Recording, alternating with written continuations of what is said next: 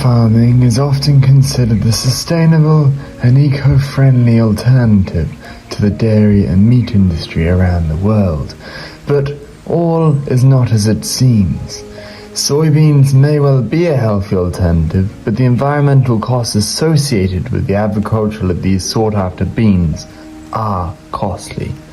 One of our biggest issues with soybeans, in particular, is how much we need them. They feed the world. Soybean agriculture causes huge environmental issues to our forests, and with the main producers of soybeans being the US and Brazil, our forests are taking a hit, and in turn, so is our biodiversity and atmosphere. So David, tell me, why should we be worried about where soybean production is headed? Soybean farming is a global issue for several reasons. As one of the leading causes of deforestation in the Amazon and the USA, losing forests reduces sequestration of the carbon, which at the current state is reaching over 7 billion metric tons of carbon going into our world's forests. On top of this, we're losing a valuable biodiversity at a rapid rate.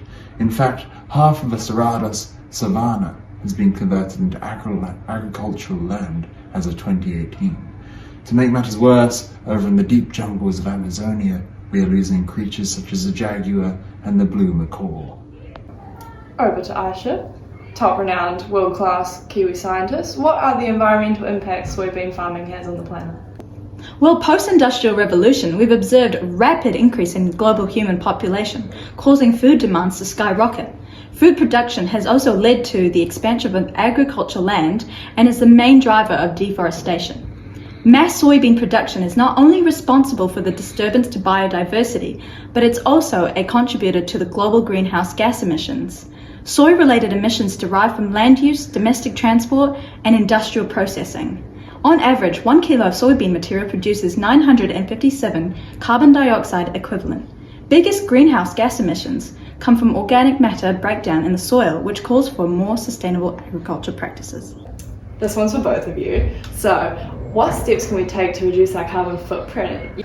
Finding the right environment is key in finding the best and most sustainable habitat without compromising too much of the land, and I think that is one of the biggest issues we face. In terms of potential solutions, there are many. However, stopping the growth of soybeans is not a viable option. Soybeans make up an important food source, not just for human consumption, but for the welfare and live feed of animals. A series of measures can be taken to create a more sustainable agriculture of these worrying little beans. Much research on sustainable soy production has stated that we need to improve crop yields in order to reduce land use. An option that needs more study on is looking at soybean variants that are tolerant to reduced water consumptions. Modelling and research has already been done and proven to work well in drought conditions.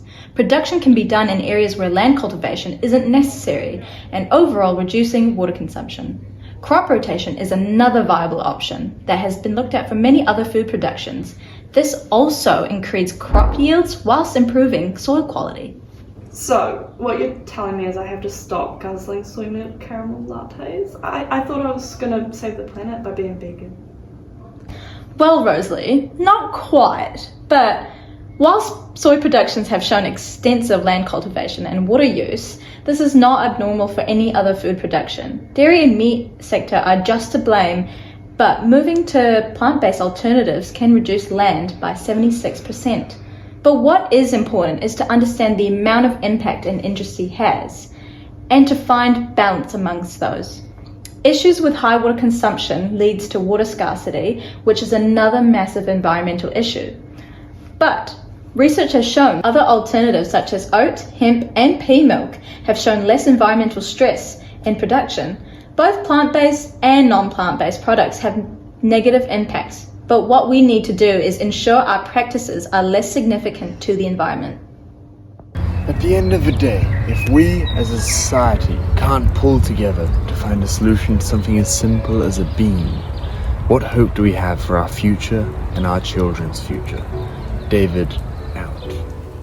Oh my god, guys! guys, thanks for tuning in for this week. It's been so much fun hanging out with David and Aisha. Super cool, guys. I learned so much. They gave me this oat milk that I should really be drinking now. So this video was sponsored by oat milk.